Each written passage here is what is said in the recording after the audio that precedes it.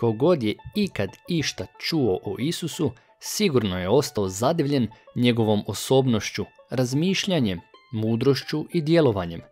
No, je li Isus zaista postojao? Ili se radi o nekom izmišljenom liku poput Odiseja, Prometeja ili Edipa? Drugim riječima, je li Isus povijesna osoba? Naravno, nemamo nikakvih fotografija, selfija, video ili audio zapisa iz Isusova vremena, jer tada nije bilo kamera i mobitela. To ipak ne znači da povjesničari ne raspolažu drugim oblicima izvora koji im pomažu otkriti što se u prošlosti zaista dogodilo. Kad govorimo o Isusu, onda se izvori o njemu dijele u dvije grupe, nekršćanske i kršćanske. Među nekršćanske izvore ubrajamo prvo Kornelije Tacit, koji je napisao Anale početkom 2. stoljeća, u kojima između ostalog spominje požar koji se dogodio u Rimu, za koji je Neron optužio kršćane. Odlomak nam je važan jer spominje Krista koji je raspet za vrijeme prokuratora Poncija Pilata.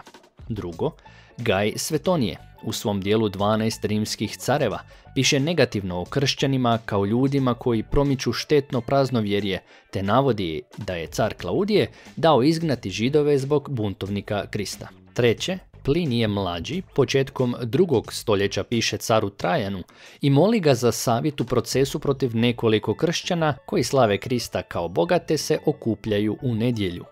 Četvrto, rimski filozof Celzo u 2. stoljeću s prijezirom govori o kršćanima i ruga im se. Posebno mu je smiješno bilo to da je Isus umro na križu i nije mogao samog sebe spasiti. Peto, Josip Flavije, židovski povjesničar iz 1. stoljeća, u dijelu židovske starine spominje Isusa te to da je raspet pod Poncijem Pilatom. Šesto, Talmud, zbirka židovskih tumačenja zakona, spominje Isusovo raspeće uoči Pashe. Unatoč tome što imamo čak 6 različitih povijesnih izvora napisanih od strane nekršćana, koji čak i s prijezirom govore o Isusu i kršćanima, većina povjesničara ne drži da je Isus postojao na temelju tih dokumenata. Ne možemo sad ulaziti u detalje, ali neki od navedenih dokumenata su krivotvoreni, a neki su nastali prekasno da bi bili dovoljno pouzdani. Tako da, suprotno popularnom stavu, upravo je Biblija najveći dokaz za Isusovo postojanje i u akademskoj zajednici to nije ništa neobično. Više pozornosti tome ćemo posvetiti nekom drugom zgodom. Ovdje ćemo samo navesti osnovnu podjelu kršćanskih izvora. Prvo, kanonski.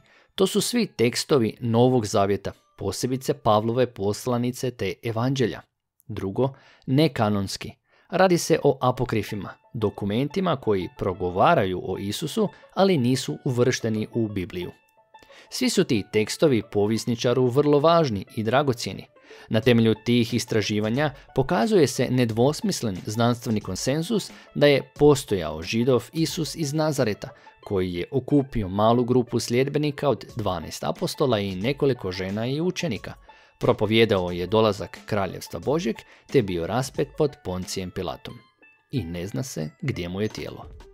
Pozdrav u Kristu.